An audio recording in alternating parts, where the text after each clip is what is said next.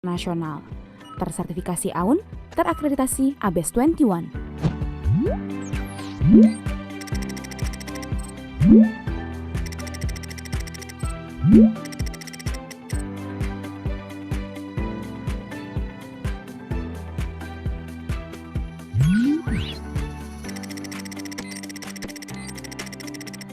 Untuk menjawab kebutuhan perkembangan ekonomi dan bisnis dunia, serta jumlah mahasiswa yang terus meningkat, kami menghadirkan tenaga pengajar yang kompeten.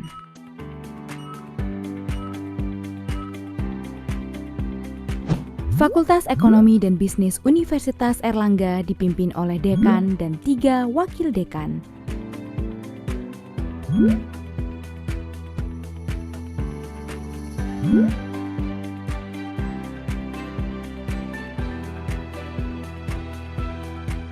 Dan juga dilengkapi dengan fasilitas terbaik.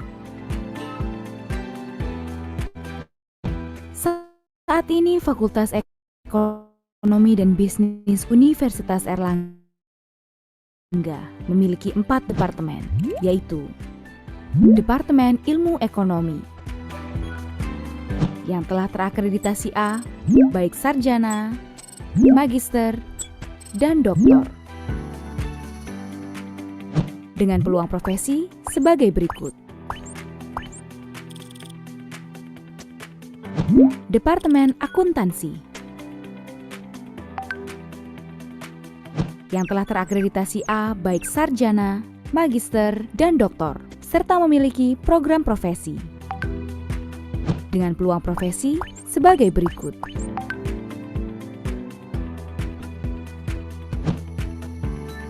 Departemen Manajemen yang telah terakreditasi A baik sarjana, magister, dan doktor, dengan peluang profesi sebagai berikut. Departemen Ekonomi Syariah yang telah terakreditasi A baik sarjana, magister, dan doktor, dengan peluang profesi sebagai berikut. Kami juga memfasilitasi program sarjana internasional, serta program akselerasi bagi mahasiswa yang memiliki potensi dan prestasi. Melalui Fast Track, Combined Degree,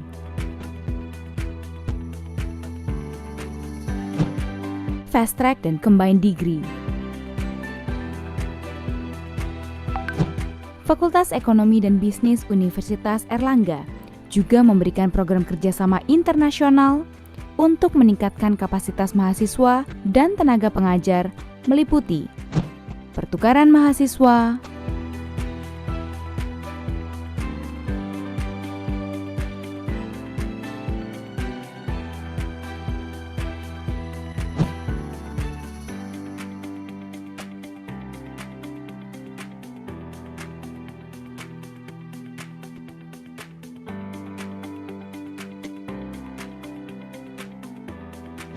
pertukaran tenaga pengajar,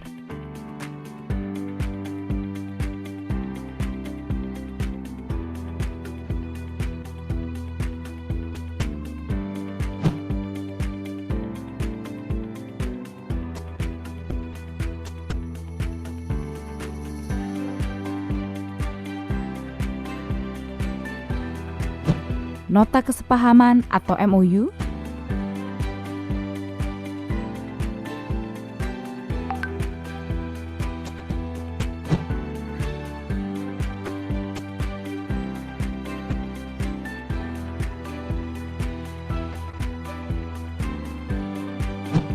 riset bersama,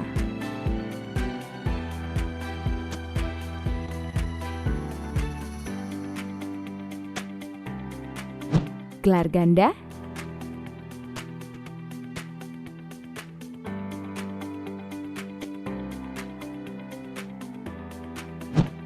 transfer kredit,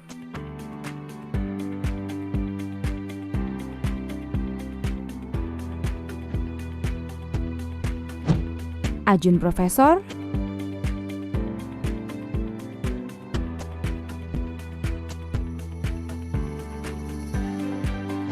dan Amerta.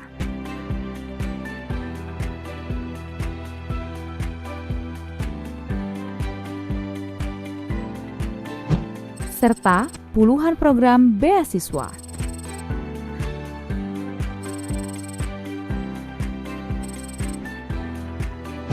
Fakultas Ekonomi dan Bisnis Universitas Airlangga telah menjalin kemitraan domestik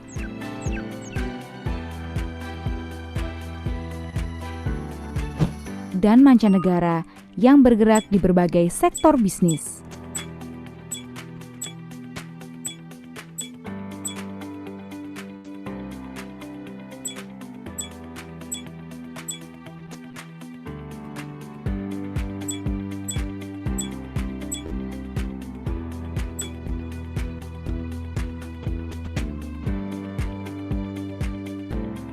Berbagai penghargaan internasional telah berhasil diraih demi terwujudnya visi dan misi.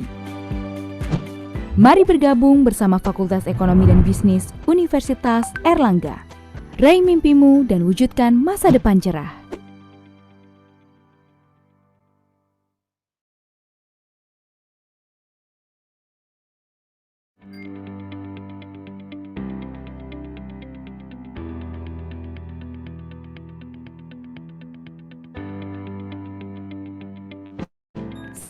Selamat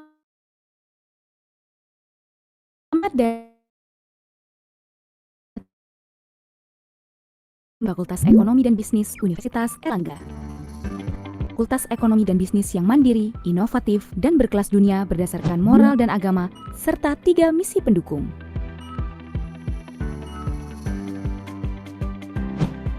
Fakultas Ekonomi dan Bisnis Universitas Airlangga telah terakreditasi secara nasional dan internasional, tersertifikasi AUN, terakreditasi ABS 21.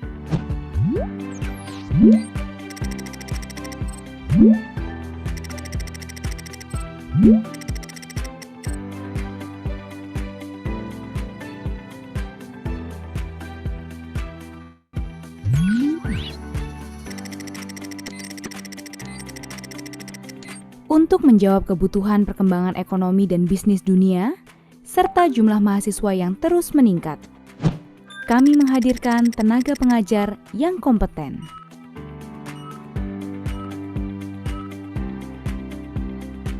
Fakultas Ekonomi dan Bisnis Universitas Airlangga dipimpin oleh dekan dan 3 wakil dekan.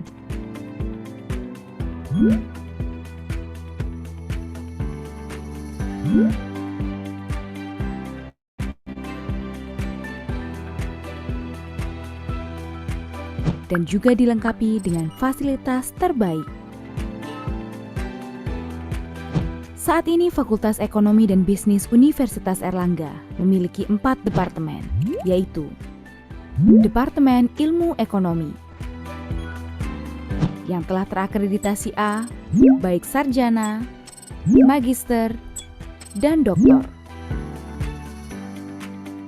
dengan peluang profesi sebagai berikut. Departemen Akuntansi yang telah terakreditasi A baik sarjana, magister, dan doktor, serta memiliki program profesi dengan peluang profesi sebagai berikut.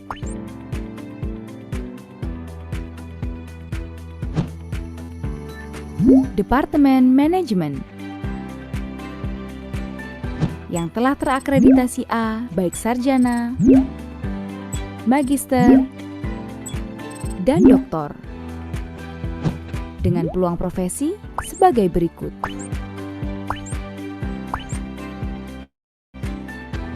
Departemen Ekonomi Syariah yang telah terakreditasi A baik sarjana, magister, dan doktor, dengan peluang profesi sebagai berikut. Kami juga memfasilitasi program sarjana internasional. serta program akselerasi bagi mahasiswa yang memiliki potensi dan prestasi. Melalui Fast Track, Combined Degree,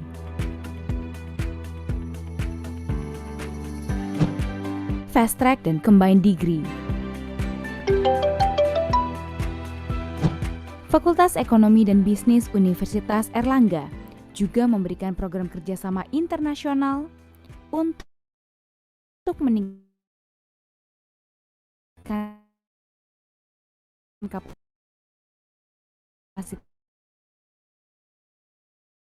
mahasiswa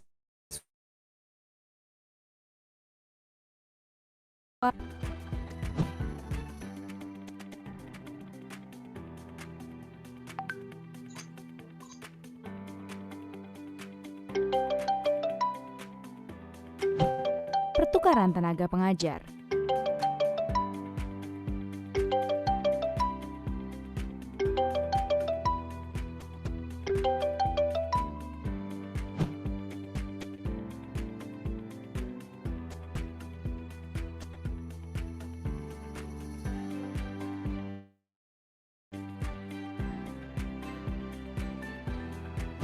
Nota kesepahaman atau MOU,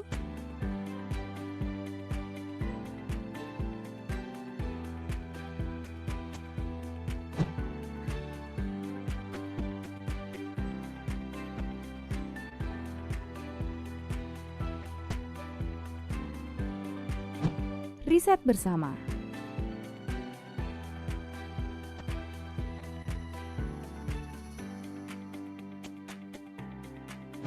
Gelar ganda,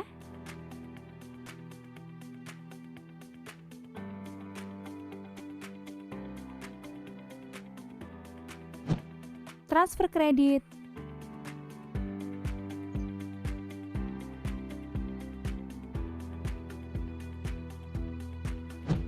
ajun profesor,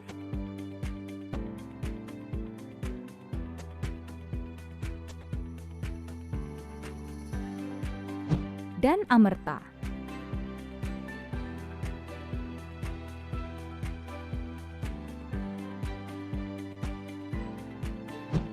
Serta puluhan program beasiswa.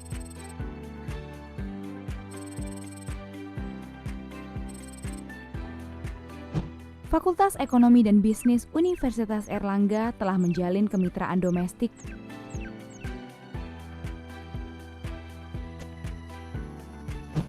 dan mancanegara yang bergerak di berbagai sektor bisnis.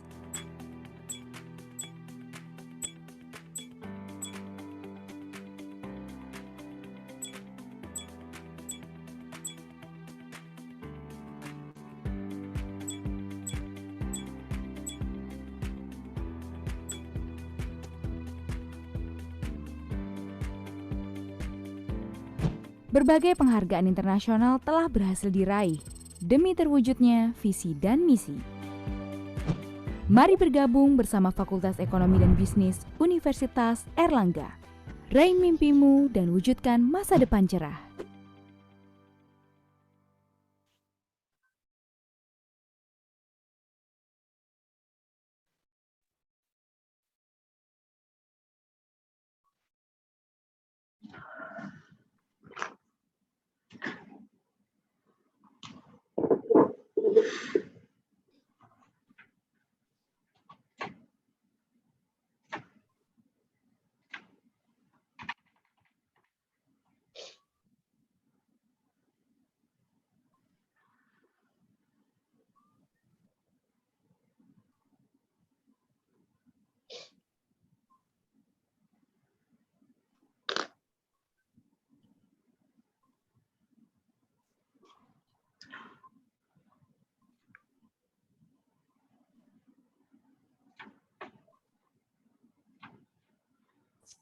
Good morning, everybody. Hi, Aubrey. Hello.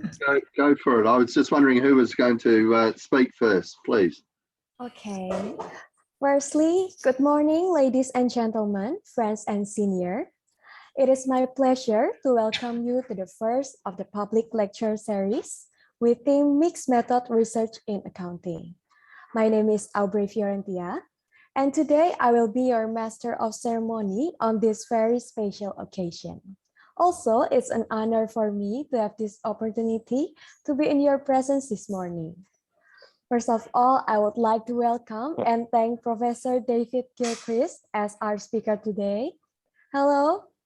Hello. How are you, Mr. David? Very well, thank you. Thank you very much for the opportunity. I appreciate it. Yes, then I would like to welcome Mrs. Alfiatul Komaria, PhD, as our moderator today.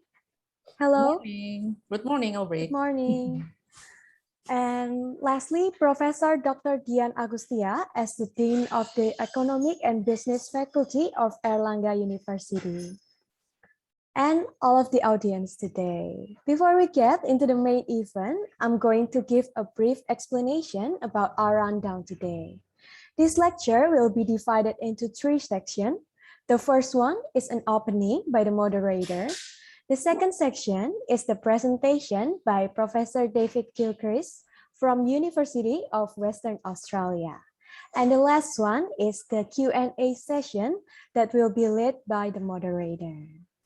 Okay, before that, we will see some rules for our lecture today.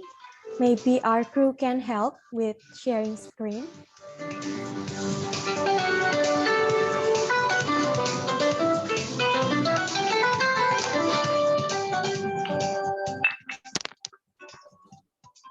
Next slide, please.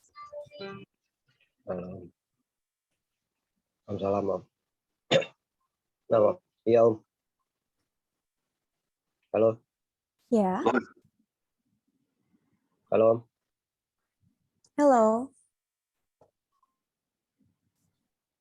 Okay.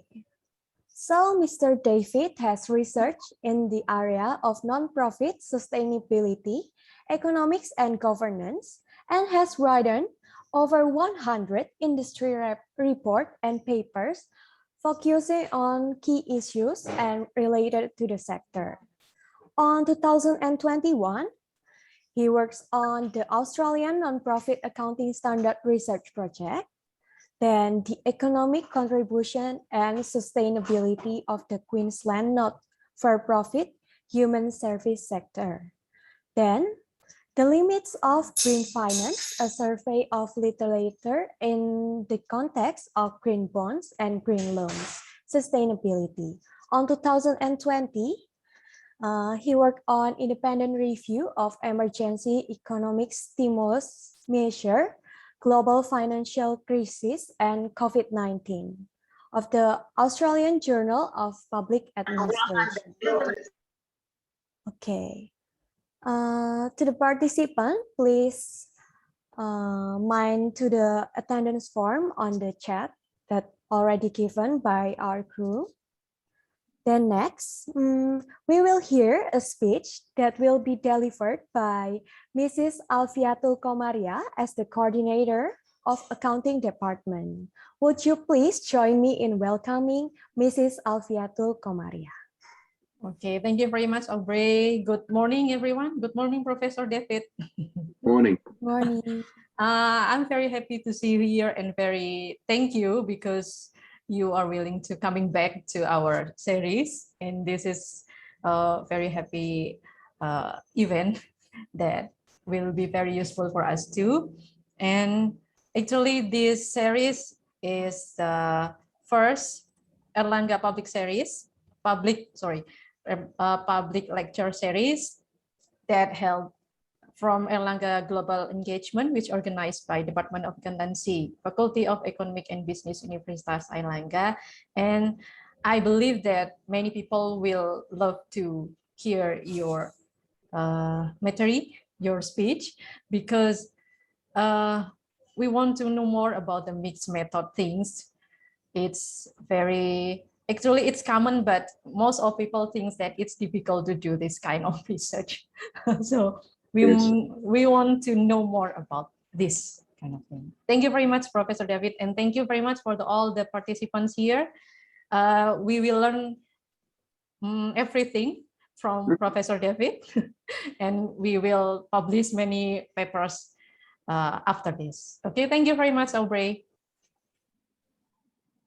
Thank you, Mrs. Alfiatul, for the speech. And now we will read the Zoom etiquette or the ground rules for our lecture today.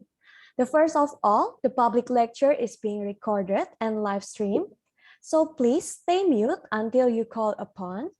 Then turn on your camera and use virtual background that has been shared. Don't forget to rename your Zoom account into the format name _ institution name. The Q&A process will use slide 2 feature to ask questions in the chat. So visit that website that has been sent by our crew and enter code number PLS001 or visit the other website. Enjoy the public lecture. Okay, now ladies and gentlemen, we will get into the main event of the first lecture series that will be led by our moderator. So please welcome Mrs. Alfiatul Komaria. Thank you very much, Aubrey, and good morning again, all the participants and also Professor David. So I think we just go to the Professor David directly to not teach us, just share with us about the mixed method research in accounting, the opportunities and challenge. Of course, we will learn many things in this session, and we hope that we can publish many papers after this. Thank you very much. Professor David, time is yours. Thank you very much. And I'll share my screen firstly so that hopefully everyone can see that okay. Yep, okay. That's brilliant. All right. Yes. So that's wonderful. Thank you so much for the opportunity to be here again.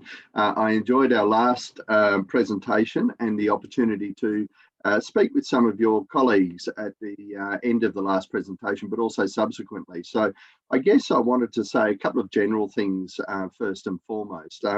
I'm again appreciative of being able to present. It's great that we've got this technology to be able to do this in what are very difficult times, I know, across the world. But also I wanted to say I'm very happy to collaborate and to chat further after today if there are things that people would like to discuss with regard to research. And particularly in the context of mixed research or mixed methods research, I think there's great opportunity for collaboration. And that's one of the central messages I want to send today. I'd also like to say that this presentation is really, I guess, touching on what I think are the key points. And of course, there's much more and deeper opportunity to talk more specifically about how this research methodology is applied and also to look at examples of where it's applied. But I think it's a very timely presentation because qualitative research in accounting and finance particularly is starting to be on the rise. In other words, it's starting to become more effective and more acceptable, if you like, in the academy. So I want to speak to that. But I do want to warn that I'm very happy to take questions afterwards. So I'll speak for about 40 minutes and then we can have as many questions as you like. I've got nothing on after this, so I can keep going as long as you want to keep going. But secondly, I'd be delighted to send any references or any deeper issues after the event if that's something that would be helpful to people. So my presentation today then is, as I mentioned before, really about trying to get ourselves into a position where we understand what mixed methods is, but also the context in which it operates. We want to look at what has been the issues surrounding mixed methods methodology, and you'll be surprised to know that it's certainly in the Anglophone world, so in the English-speaking world, we've had a debate about mixed methods for about 100 years now. So this is not a new debate, but it is very much a new beginning in terms of this as an opportunity for the way work might be undertaken. I want to talk to the attributes of mixed methods and the components of mixed methods to make sure that we're on the same page.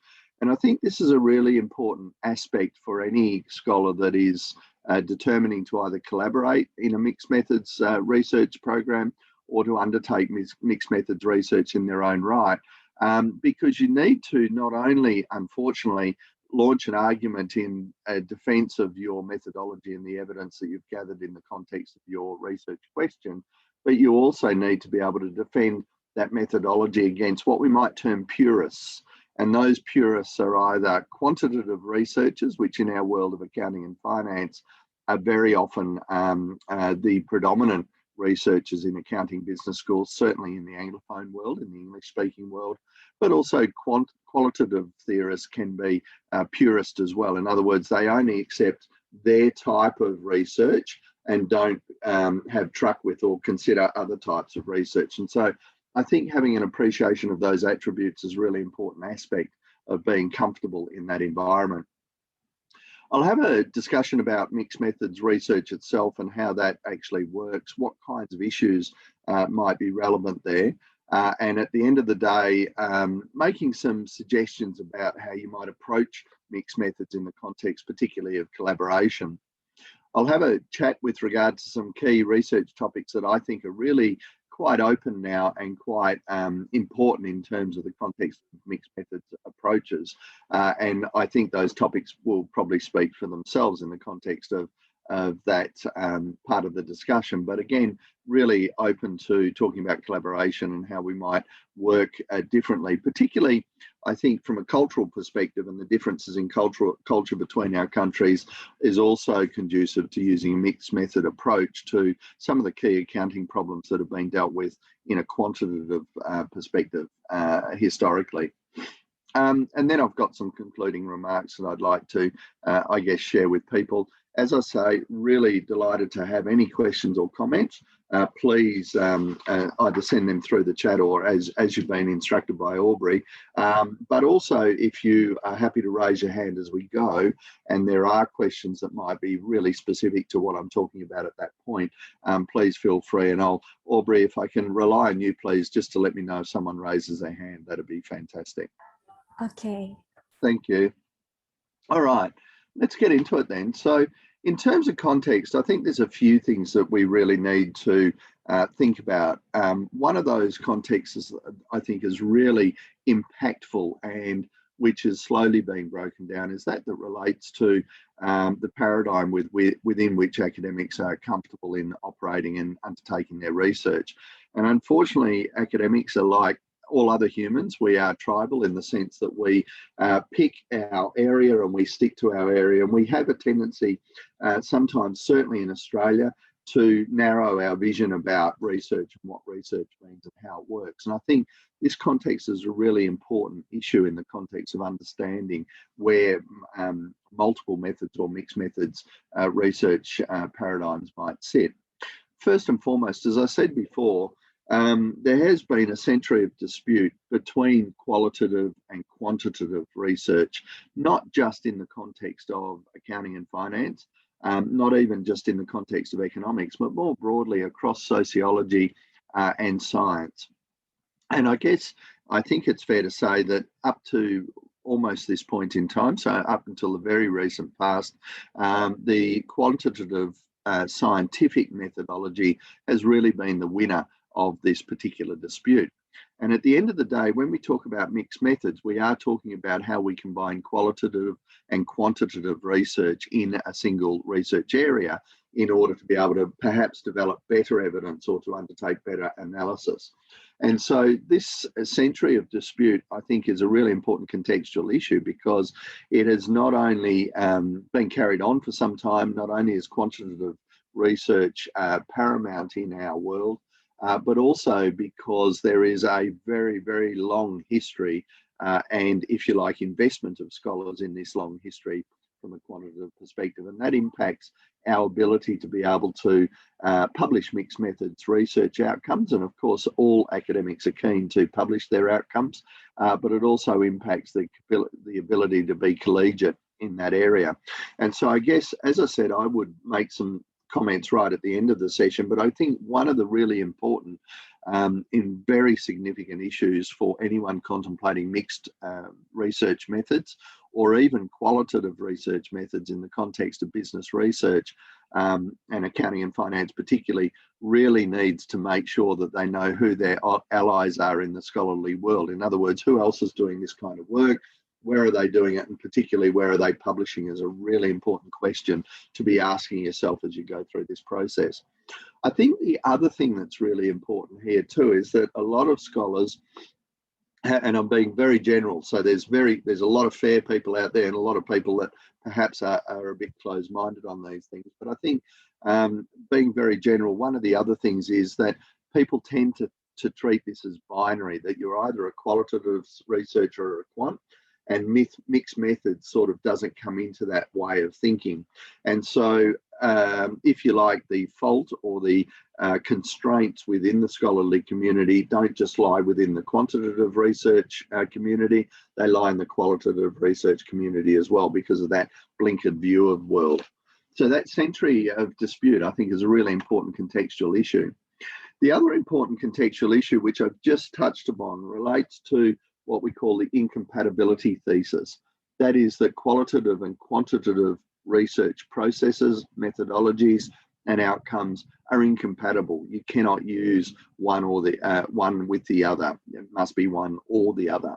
And that, I guess, supports that paradigm that I've just talked about, where scholars are very clear about being quant or qual. They don't see how they can work together. And I think a lot of journals are active examples or active evidence of this particular incompatibility thesis. It won't surprise you to know that my thesis going forward in this presentation is one that is antithetical to the incompatibility thesis. In other words, I would suggest that in fact qualitative and quantitative research are highly compatible and highly useful. And I hope to convince you of that as I go through my presentation this morning as well. So those two research cultures are a really impactful and significant issue, but they're in our academic community in the Anglophone world, they're very different communities. And I think that's a structural issue that's really quite exciting when you suggested this, this particular topic, to hear that people are actually interested in this in your part of the world, I think is a fantastic opportunity. So I'm really thrilled about that. The final point on this slide that I wanted to make relates to the idea of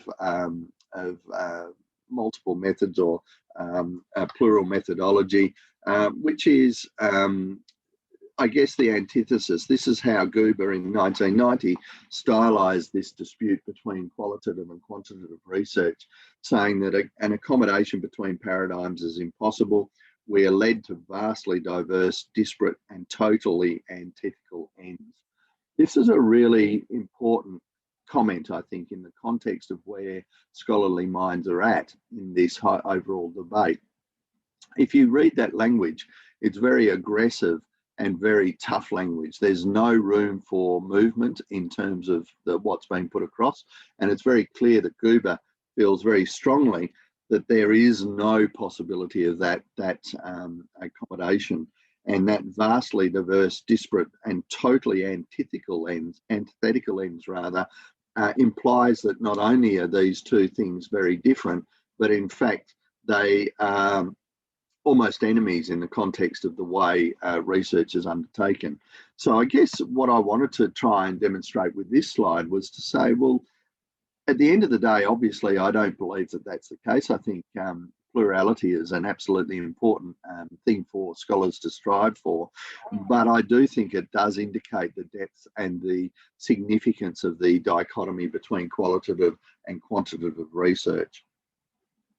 And that dichotomy is a little bit weird in a number of areas. So, for instance, I think there's a number of similarities that we need to take into consideration. And I don't really want this presentation to be about similarities and differences between qualitative and quantitative research, but I think understanding those similarities and differences helps to build the argument for the use of multiple methodologies rather than simply sticking to a singular methodology. And so in terms of similarities, and often these similarities aren't accepted by either side of the this discussion or this enmity almost between qualitative and quantitative research. But obviously the methods are designed to address specific research questions. So there's similarity on both quant and qual in that regard. Additionally, empirical evidence is used, different types of empirical evidence, of course, depending on whether it's quant or qualitative research. But at the end of the day, we look to, in both methods, to be able to respond to the research question and to illuminate the research question by collecting some form of evidence, whether that's part of a discussion or whether it's from a survey. I think the other element is that in both situations of qualitative and quantitative data collection and data methodology, we're looking to do three things that are exactly the same in both. One is to describe the data and understand what that data is saying. The second is to construct the explanatory argument. So what is it about that data that helps us to understand the research question and the why, not just the what, but the why, but also to allow us then to speculate on the phenomena. So to be able to extend our research by speculation and thereby creating further research topics and creating further opportunity for publication in that context. The key thing that for me that is really quite alarming at this point is, and I think this is another comment that I'd very much like to share with you, is the fact that those people who might see that there is either one or the other, in other words, it's a binary choice, are missing out on the opportunity of being able to describe their data, construct explanatory arguments and speculate more broadly using mixed methods than you can using a singular method. Because the singular method doesn't just allow you to look at what the results of your research might be in the context of the research question. It also confines, I think, automatically or by definition, your opportunity for speculating what future questions or future issues might arise. And so therefore, I think there's a really important issue there about us getting our mindset right, or as being real scientists concerned with, I think, ultimately sociology, but how that might be represented through various aspects of research. But of course, there are differences between these two forms of research as well in terms of quantitative and qualitative research. And I wanted to look at these attributes from my perspective as building strengths to the argument about using plural methods or multiple methods, as opposed to sometimes these attributes, of course, are deployed in support of the argument against combining these methods. So I think there's a philosophical issue there that's really strong, but at the end of the day, these attributes I think are absolutely critical. They're not all of the attributes, and if you would like any of the articles that I've used to come up with this particular presentation, or if there's any readings that I can help with, please let me know. But I did want to just, I guess, give you some key attributes that I think illuminate and describe the differences between qualitative and quantitative research effectively in the context of probably elements that you would recognize yourselves as researchers in this particular area. So the attributes that I've chosen to look at include, as you can see there, the attributes related to observations, the observer, so who the researcher is and what are the attributes of that observer, the inquiry style and how that's undertaken, what the determination is around what is found. How do we, to what extent do we put faith in what we found and what that evidence is telling us, the nature of that evidence, and also the representation, the extent to which or how that evidence is actually described in publications in order to communicate those results to others.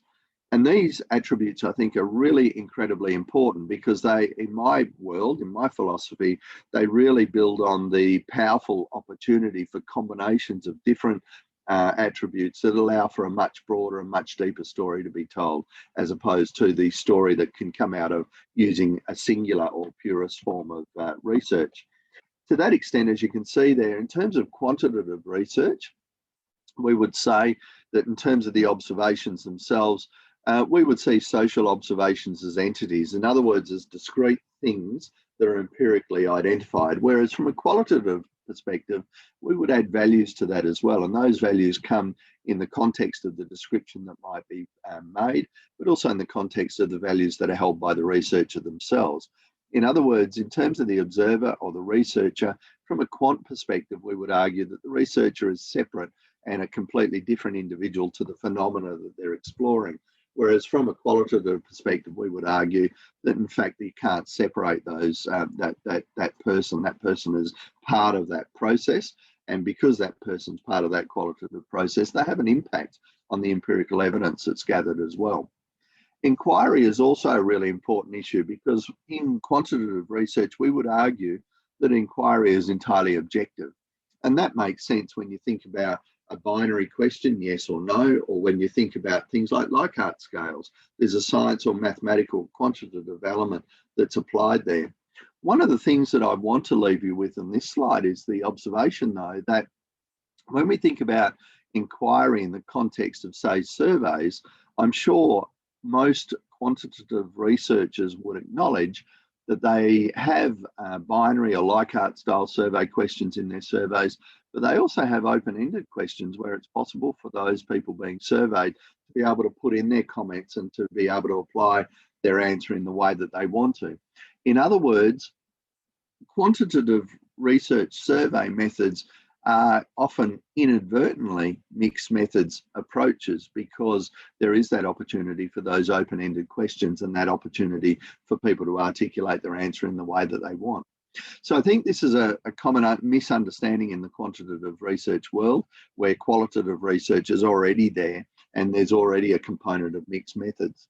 So in terms of the determination attribute, I think one thing that certainly is very true, and this comes out of almost 200 years of scientific development and the application of things like the mathematics of physics into finance and so on, where we would say the determination is reliable and valid in the context of quantitative research, whereas in qualitative research, there's a certain pardon me, impossibility to the idea of differentiating cause and effect. Not entirely, but there is obviously a social and a group of impacts on that cause and effect that don't necessarily explain the phenomena. The key issue that I want to leave you with in that regard is that, of course, one of the fundamental issues that we undertake in terms of work in accounting or finance is that it's sociological work. It's not hard science work, it's sociological work. And that means that there is naturally going to be, even in the quant side, some opportunity for the sociological effect, for human effect, in terms of the outcomes that might be quantified in that particular piece of research. The nature of the evidence in quantitative research, we would say, is empirical. I would argue that it's also empirical in qualitative research, but it can be that there are multiple empirical outcomes or multiple realities or universes that we might be exploring in that qualitative outcome. One of the things that I would say here, and I think I'm hopefully giving you notes to be thinking about as we're going through this presentation, but in terms of those multiple realities abounding, there is opportunity in that process to start to widen your view of what the projection of that empirical data might mean for answers to your research question, but what further research questions might be asked. And I think that is a big strength and a really important strength that I would make a note of at this point, where when we are talking about empirical research, whether it's quantitative or qualitative, we're not only talking about answering a question, but we're talking about trying to break open this problem box to be able to understand what the future question should be. And I think qualitative research gives us much more tools for that. Sorry. And then representation, as you can see there, when we talk about quantitative research, we tend to write articles in a very impersonal, passive voice, what might be termed a scientific or dry voice, whereas when we talk qualitative research, and it's not so much the case these days, but I think it certainly has been in previously, is that we often have an empathic voice. In other words, because the researcher is actually part of that research process, there is a certain empathy displayed by the researcher in reporting the results in the context of the research question. Okay, so let's have a look at mixed methods research itself, just to try and make sure we're on the same page in that regard too. So mixed methods research, obviously we use both quant and qualitative research. So effectively we've got two legs to our research opportunities in the context of particularly accounting and finance, but I think more broadly this applies as well in sociology. We can either quantitatively assess outcomes against RQs, research questions, or we can undertake some sociological qualitative process, which of course you are well aware of. I think though there's a couple of things about that that are really important. The first thing is that the goal is not to replace either of those, but to draw on the value of both methods. Now, I think that's probably obvious to most people. I think most people would have seen that and be thinking about that in the context of research. But I do think it bears enunciation. I think it bears statement, because at the end of the day, when we think about it, and I think this is perhaps really important where people such as yourselves are trying to get articles into international Anglophone journals, is understanding the paradigm that those editors are coming from. They come from a binary paradigm where it's either one or the other. What we're trying to do is to develop the paradigm where we're actually not looking to replace one or the other, but actually incorporate and to use the strengths of both of these elements. The second goal, though, is also then to bridge that schism between qualitative and quantitative research. In other words, to be able to not just undertake research and to demonstrate the value, although that is a really important aspect of this particular discussion, because if you can demonstrate the value, then that speaks for itself, but also to be able to understand the difference between purist forms of research and mixed methods forms of research, and what the advantages and opportunities might be in relation to that. So the final point that I would make there then is, and this may not have stood out to people initially, is that mixed methods research is a third research paradigm. It's not just simply taking the two existing paradigms, if you like, and applying them. It is actually a third research paradigm, because we must bring into that research process not just the methods themselves, but that contextual understanding and philosophy that I was talking about before. We need to, if you like, going back to these attributes, be able to mix and match in order to apply, if you like, the best attributes through the methodology to answer that research question as effectively as we can. It's very different from saying, well, we're going to do some quant research here and some qual research there, overall research program. It's a combination of the two. And I hope to talk to that a little bit more as we go through the next couple of slides. But just at this stage of the game, I think it's critical for you to appreciate that mixed methods is that third research paradigm and why that might be. So at the end of the day, as you can see here from Johnson and Onwuegbuezi, the class of research where the researcher mixes or combines quantitative and qualitative research techniques, methods, approaches, concepts, or language into a single study. In other words, we're bringing everything into that single study, and we're using everything by virtue of the value of the attributes that we've identified in order to get a better outcome than we would have got had we been purist and applied one set of study over the other. This article is well worth reading. Please send me an email and I'll be delighted to send the article to you if you would like to have a look at it. Okay, so in that case, what is the opportunity in mixed methods? I think there is a number of elements that are critical to understand in the context of that third research paradigm. The opportunity exists in mixed methods for a number of reasons, but firstly, I think it legitimizes the use of multiple methods. In other words, being able to articulate that mixed methods is a third research paradigm gives you that scholarly license, if you like, to be able to formally apply things from different research paradigms as you go through your research process. This is really important to have legitimacy in that process and to be writing about that legitimacy as well as writing about the results you're identifying. So going back a few slides into comments earlier, not only do I think scholars should use mixed methods, but they shouldn't simply rely on the results of those mixed methods to tell the story. They need to actually engage in this debate about use of mixed methods and why there is qualitative and quantitative advantage in doing that as opposed to being purist. The other thing that I think is really important in that context is that mixed methods does give you license to be much more expansive and creative. And I don't think any scholars would argue that when you look at journals, there is often a very repetitive flavour to the research questions, to the research methodology and the style of journal article that's presented. Now, there's good and bad about that. I'm not saying that's necessarily a bad thing, but nevertheless, it does limit your opportunity to be expansive, that is to increase from a research piece your topics, questions, and expectations, predictions of how things might be working, but it also allows you to be more creative. And I think this is the real key that is lost on quantitative researchers. The qualitative research allows you to be more creative because you can actually dive into things more deeply in conversations with people than you can in some survey processes where you have binary or Likert scales delivering the research outcome. So there is real opportunity in mixed methods in accounting. I think there is phenomenal opportunity, and I'll come back to that when I talk about topics in a minute.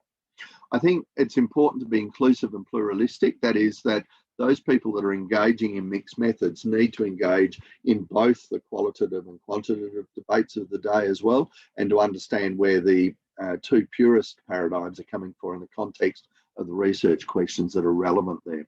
I think this is a really important issue. So I can't emphasize enough how in order for the legitimisation of mixed methods to continue to be built, it requires scholars to engage in those purist debates as well. I think they're very complementary, and this goes to philosophy. So I mentioned before, my philosophy is very much that these are complementary processes, and that as scholars we should be taking methods from everywhere that we can in order to apply those methods to best effect to answer our research question, and to be able to then predict and to be able to understand or consider what the future might hold in relation to the things that we're interested in. But also, I think it results in the complementary strengths and non-overlapping weaknesses. In terms of messages from this slide, I think this is probably the most important message. So philosophically, my view is that undertaking a mixed methods process allows you to be able to combine the complementary strengths of those two methods, but also ensure that one method, if you like, compensates for the weaknesses that might be in another method. In other words, quant and qual have opportunities to be very powerful, because we know in quant there are limitations, we know in qual there are limitations, but importantly, I don't think those limitations overlap. I think they are isolated and therefore can be accounted for in a mixed methods approach. What tends to happen in a purist approach, of course, is that scholars simply explain away or drive away those accepted weaknesses without really tackling those weaknesses. And I think this is a strength of mixed methods research, where we can actually tackle those researches rather than just simply coming to a point where we all agree that those weaknesses don't matter. So for me, going back to Johnson and Onawugbisi, we use the method that offers the best chance to obtain useful answers. And so we want either one method or the other, or a mixed methodology, which is what we're talking about, of course. So in accounting research, how does that actually come? I think there are some pretty straightforward elements of mixed methods that we can consider. And these are just a couple of, I guess, generic examples, but we can talk about more in question time or beyond that. But essentially, one of the methods that I use quite a lot of is what I call bookending, where I have a qualitative research piece, and then a survey piece, and then a qualitative research piece, with a qualitative bookending the quant process.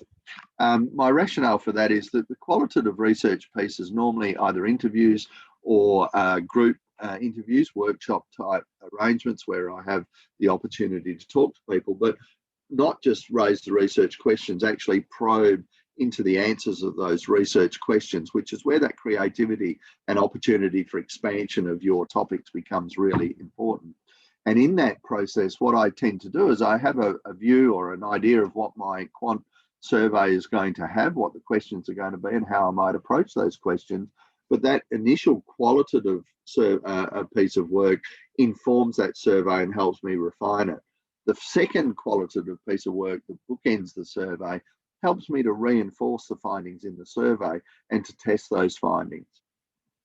So mixed methods is a really good way of us not only identifying what the dominant causes of things might be, for instance, in relation to RQs, but also what some of the minor or less dominant causes are that can get lost in that survey process.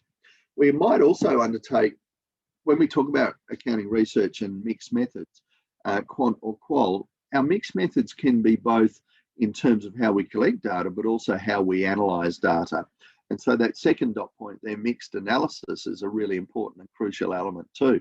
That is that we might collect data through a survey process, pardon me, but we might use mixed methods to analyse the outcomes of that data.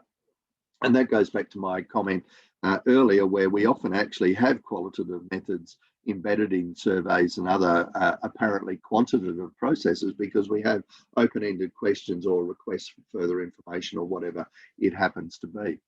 And then I guess generally then we would say that in terms of mixed methods, we either adopt an across-stage research methodology or a within-stage research methodology. Now, again, this is pretty straightforward. An across-stage research methodology is exemplified by my bookending technique, what I do in terms of qual, quant, qual. So across the stages of the methodology of the research program, we apply qual or quant depending on what's going on. On the other hand, within stage means we actually have components of qual or quant within a piece of methodology. And a great example of that is that open questioning in a survey, where there's an opportunity for people to put their answers that's not binary or it's not attached to a Likert scale, in which case people can actually combine those two elements within a particular stage. So really, what am I saying there? Across stage, a stage is a specific component of data collection. Within stage is within that specific component of data collection that we might combine the two methods. And I have to say, I use across stage by far and away the most than within stage processes.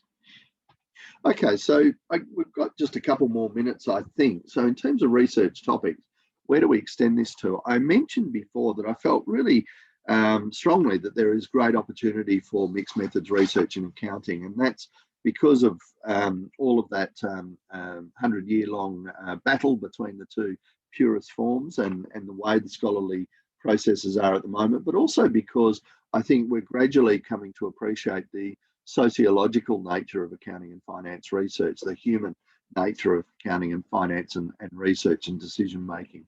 And so these are just general research topics. Again, I'm really happy to correspond further or to discuss these further.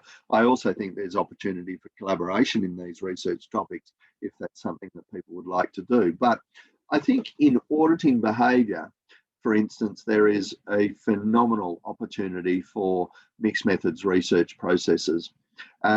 Auditors, responsible parties, so the people that actually create the documents that are being audited, and the users are really important fields here.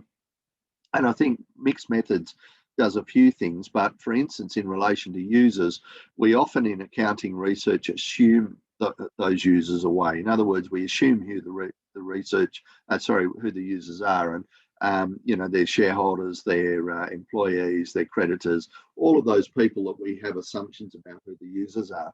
It's very rare that we actually undertake research that identifies those users or the attributes of those users more fully, and much less ask those users in relation to the decision usefulness, for instance, of accounting information. So I think auditing behaviour is a really important area. I think decision usefulness is an important area. So in the context of financial reporting, as we all know, the purpose of financial reports is to support decision making. How decision useful are those financial reports? And particularly from a user's perspective, how much utility is in those reports? User education and financial literacy growth, I think, is a really, really important one. If I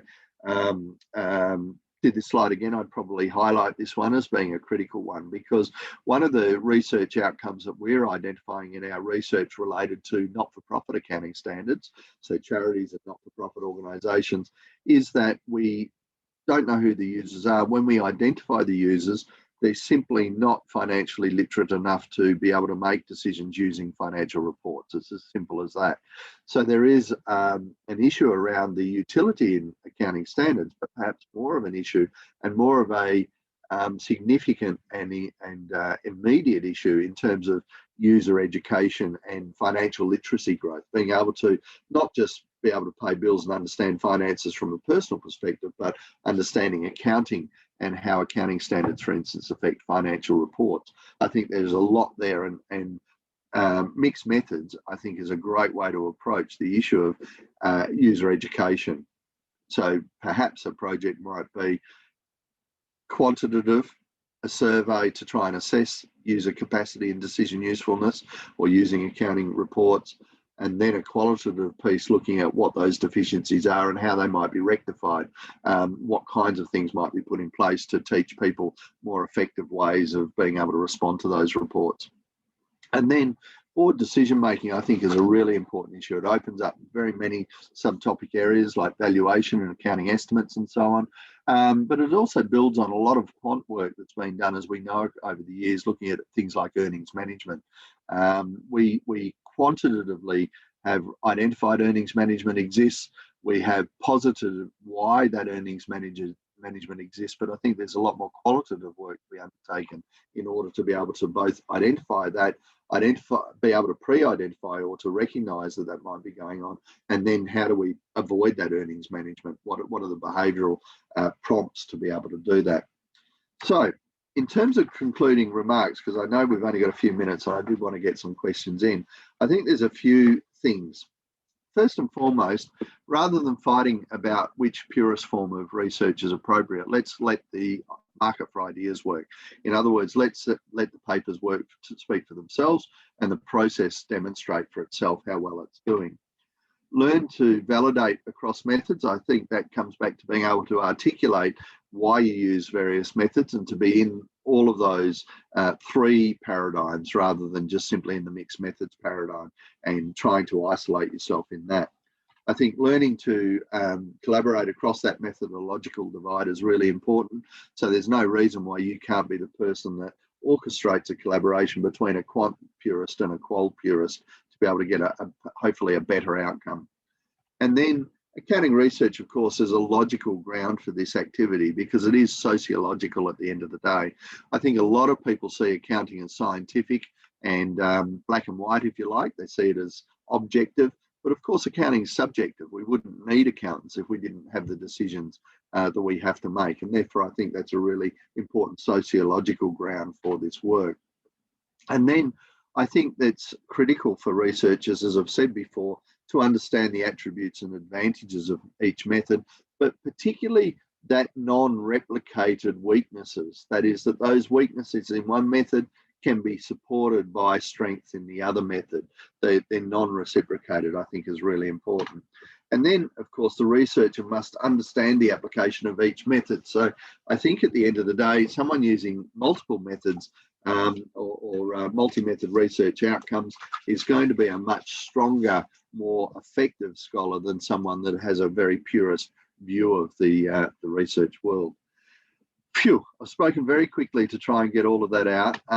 I'd be delighted to take any questions. And I understand, Aubrey, too, these slides will be able to be distributed. So I'll be very happy if people would like the slides as well.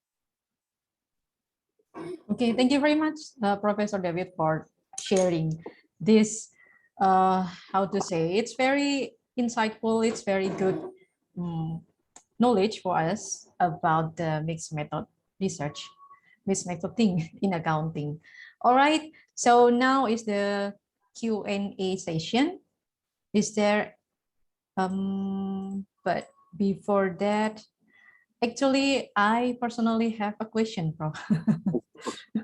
Okay, so maybe we can discuss first while waiting for the other to ask about this. So it is actually possible, right? If the two methods that we use has different result, for example, it's the contrary one. The one is significant, or another one will not significant on some kind of thing. And how can we conclude that result? What do you think? Look, my experience has been very much that they actually are very complementary. And Okay. what I often, so I can't, I'm just trying to think of an example where I've had a result from one method that has been opposed, if you like, to the result of another method. And I can't think of an example. What I do tend to find, though, is that the qualitative research method allows me to nuance and to look much more closely at the results of that empirical study of the quant study. So I find the two very complementary, and I can't think of an example where two different results have come out. However, I do think there is an opportunity for that to occur, because when we construct our questions for a survey, if we're quant purist, if we only want to conduct a quant piece of research, then of course we'll establish the questions and the available responses based on our perception of A, what previous scholars have identified, and B, what we think is going on. And so there is a real opportunity there at the end of the day for those researched results to be counter to the outcome that might be garnered from a qualitative research piece, simply because the answers that have been, or the options for answers that have been provided by the researcher have been wrong. And so why do I undertake that bookending process? The qual confirms my research into the literature, confirms my sense, or doesn't confirm my sense of what those questions need to be and what the possible answers need to be. And that informs my survey, which might be why I rarely get results. Well, I can't think of an example or a point in time where I've got results that are opposite from both methods, because I use one method to inform the other. Okay, so it's actually, it should be the complementary, right? That's right. That's what I would be aiming for. There is the possibility, as I say, because if you replicate an experiment, say you've got an article that was written 10 years ago and you want to replicate the experiment today, you may well get the same results if you use the same research instrument. And that's where qualitative research, where the weaknesses of both are able to be covered by the strength of the other, if that makes sense. All right. Yep. And how about the opportunities to publish this kind of methodology, sir? I mean, because some journal will try to, because it's our experience that we submit with very complicated models and very maybe not the decent mixed method, but we use two methodology, survey and interview at the time. And the journal said that it's too complicated, please make it simple, kind of thing. So actually, how is the chance of the publication of this kind of research? Yeah, so there's first and foremost, there are journals that specialize in mixed methods, but more importantly, what we're seeing is an increase in journals in accounting that are accepting of qualitative research. So historically, quantitative research has been the dominant research paradigm in accounting research and finance research. What we've actually are seeing, particularly even over the last 2 or 3 years, so that this is relatively new, is where those quant journals are now saying qualitative research papers should be submitted. People are interested in qualitative research. So to me, the next step to mixed methods is not a great step. So where they accept qualitative research, my suggestion to you is the editors might be more attracted to mixed methods because there's quant and qual rather than just simply qualitative research. So it is difficult, but I think there is an increasing appetite, and my view is that appetite will increase far more significantly, because at the end of the day, I think the other reality is that we're running out of topics in quant to be able to pursue. We need to sort of open up to more questions and more opportunities. Okay. Yep. Okay, thank you very much. So we still need to learn about the journal itself. They willing to accept that what kind of methodology, for example, we need to learn about this. Okay. Look, and I'm really happy if you or anyone wants to send me an email about journals, I'm happy to send you some suggestions in that regard as well, if that helps. Sure, I'm very happy to, sir. Okay. Okay, so let me see the questions. Okay, there's questions.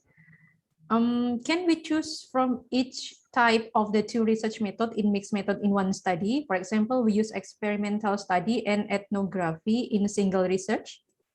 Yes, yes. So it depends on the research question, of course. So as I've indicated, my typical approach to research is qualitative, qualitative. Different people might have different views depending on the research question and the nature of the evidence that you're looking to gather.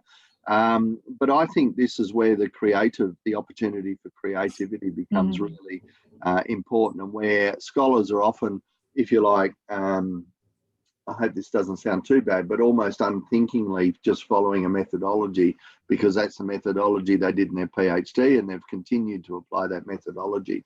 I think why mixed methods represents a challenge to a lot of people is because you do have to make decisions about your methodology, whereas if you're a purist, you don't really have to make those kinds of decisions. Okay. Yes, sir. So we still need to concern about the research questions, right? Yes. What the objective of our research, and then we can follow. We can use which method that is suitable for that, and it can be both quantitative and qualitative method. I agree. Yeah. Yeah. Okay. Is this any more question? Okay.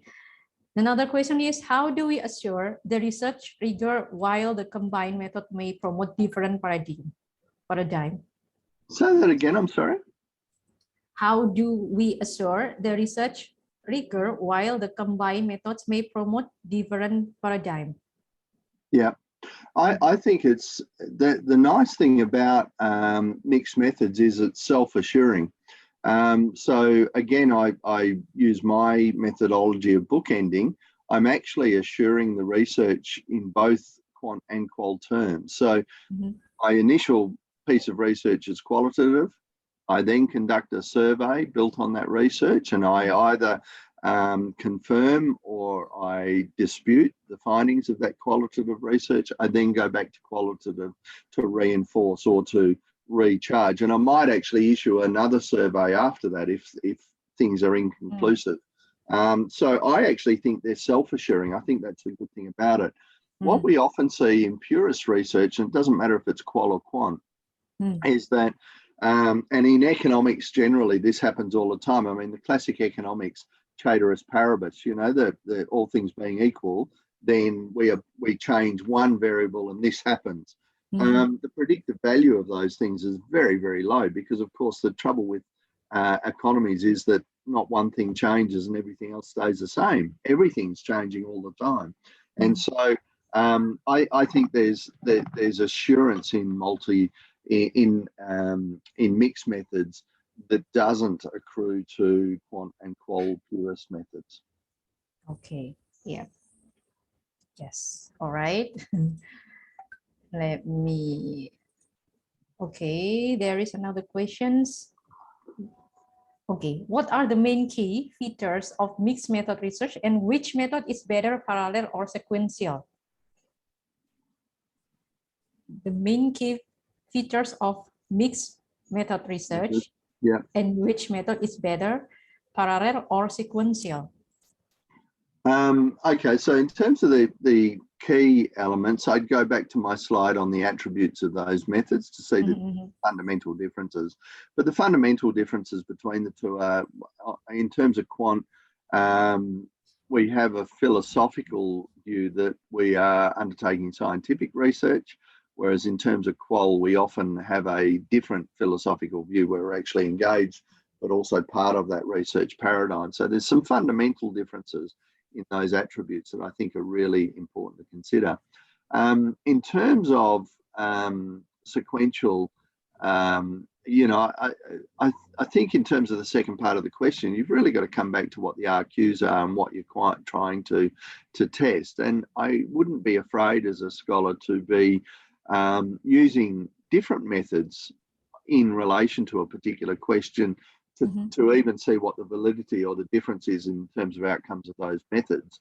So I'm not really in a position to say one is better than the other, because my philosophy, we apply the method according, and we undertake assurance of that method by mixing the methods, seeing what the result might be in another way or another approach. Okay, but sir, I just wonder that if we want to analyze something, or we want to test the we want to do the article, first we do with the quantitative, then I think I need to make sure about this result, then I will do the qualitative one. So it's not the mixed method from the beginning. Is it also called mixed method research? I always do mixed methods from the beginning. I think you need to philosophically say, okay, I'm going to approach this using mixed methods. And you might get through the research and not apply the second method because the results or the nature of the research or whatever it happens to be. So you can't be flexible. And indeed, I've undertaken my bookend process of qual, quant, qual, and reported on the first qual as an article, and then reported on the whole research as a second article, depending on the audience and the question and all of those kinds of things. So it's very hard to say categorically, but I think the frame of mind is, rather than saying, okay, this is quant or that's qual, the frame of mind is, okay, what are the questions I want to answer? What has previous research said about those questions? And then you don't even think in terms of qual or quant. You think about all the tools you've got arrayed in front of you to be able to answer the question. And that could be a mixed method, or it could be a purist method. Okay. Thank you, sir. That's very clear explanation. Yeah. Okay. Another question is how to deal with subjectivity in content analysis. For example, we use content analysis to measure one of variable, then we regress those variables. Yeah. So I think the bias is, I think the good thing about qualitative research is that we automatically, we know that there's bias. In other words, we accept the existence of that bias and we report on the nature of that bias.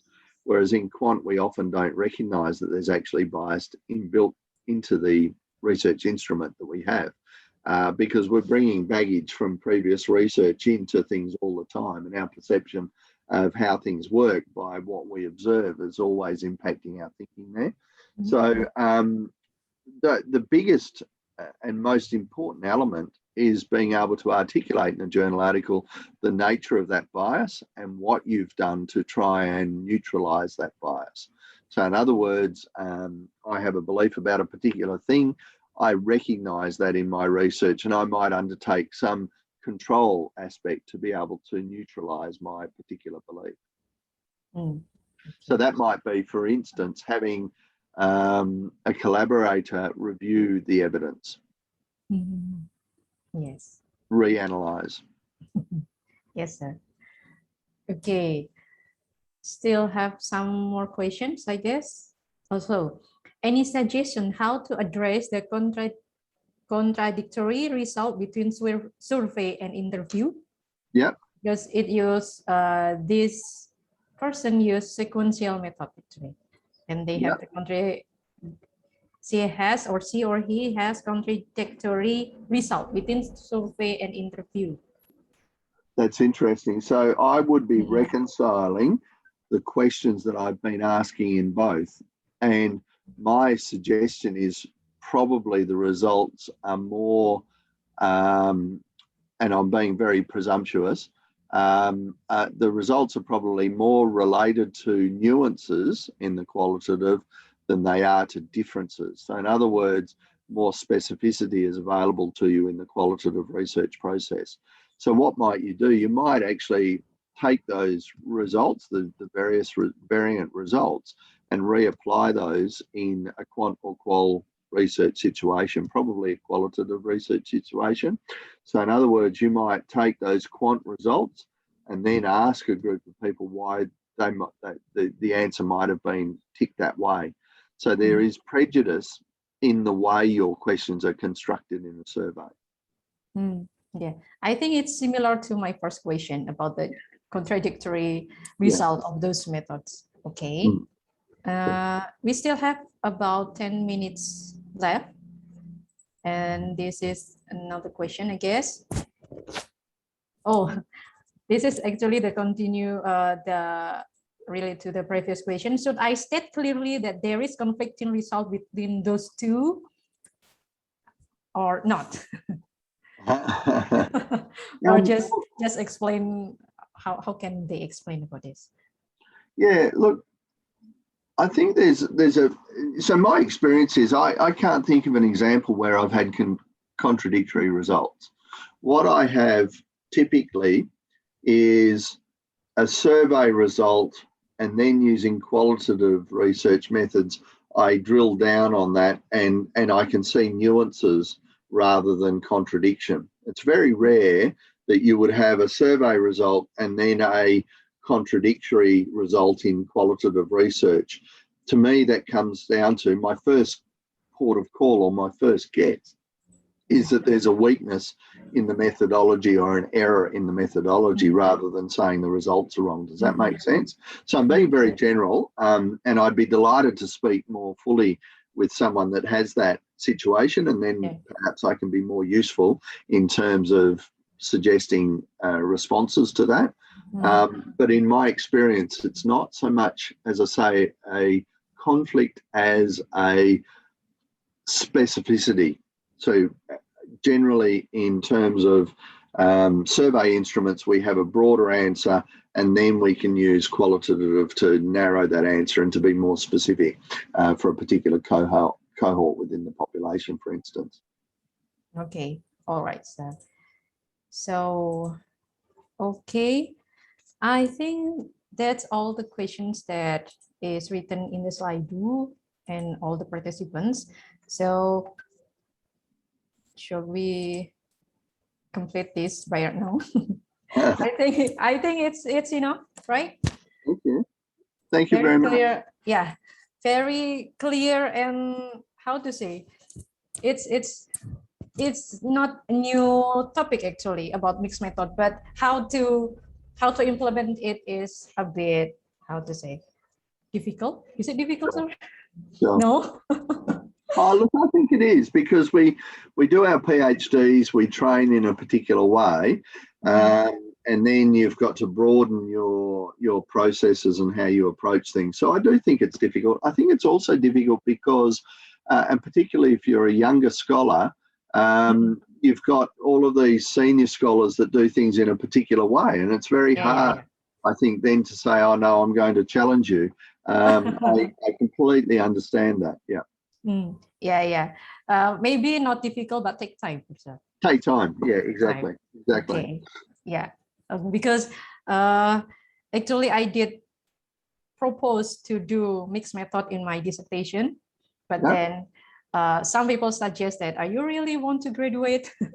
Because it will take more time to finish the thing. So finally, I just use one method at a time, just as survey. Yeah, absolutely. You're gonna have your ticket to ride. You're gonna have your driver's license. So that's important. Okay, thank you very much. Thank you so much. Please do send through any questions or comments. Very open to collaboration. I'll send through the slides, and if they're useful, that's great. And if there's a topic in future that you think would be useful, please let me know. I'd be very happy to contribute. So thank you. Thank you very much, Professor David, for the sharing. And I would like to maybe highlight some parts that very useful for us. The first one is the goal of the mixed method. It's not to replace, but to draw on the value of both methods. So it's not replaced to each other, but they are complementary, right, sir? So we use mixed method to find the positive, how to say, the good things about each method, and those both method will, how to say, reduce or to the weakness of other method will be replaced by the good things, the strength of the other method. So it's complementary. That's why actually this method, this mixed method is recommended for us to do the research, because we will make sure that our result is very good and our research problem will be answered correctly, kind of thing. Okay, and I think that's all from this session.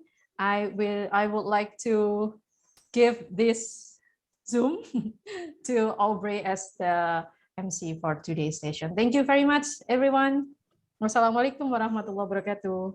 Aubrey, time is yours.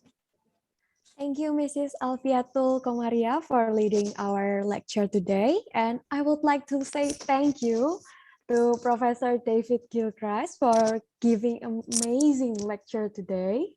It does success to make me more interested in mixed method research in accounting. Right. That's fantastic. Thank you. Yeah, ladies and gentlemen, before we end the first lecture series, it's not going to be complete without taking pictures together. So I would like to ask all of you to turn on your camera. We will wait for a minute. Okay. On the count of 3, the crew may take the picture. Okay, smile. 1, 2, 3. Okay. That's it. Also, I want to kindly remind all of the audience to fill in the feedback page and attendance form that already given by our crew so that we can be better in the next event. Okay, ladies and gentlemen, now we have come to the end of the first lecture series. I would like to apologize for any misspelling and error made. Thank you for your attention. We are dearly hoping to see you again on the next lecture series. Stay healthy and stay safe. Thank you. Thank you. See you. Thank you very much, sir.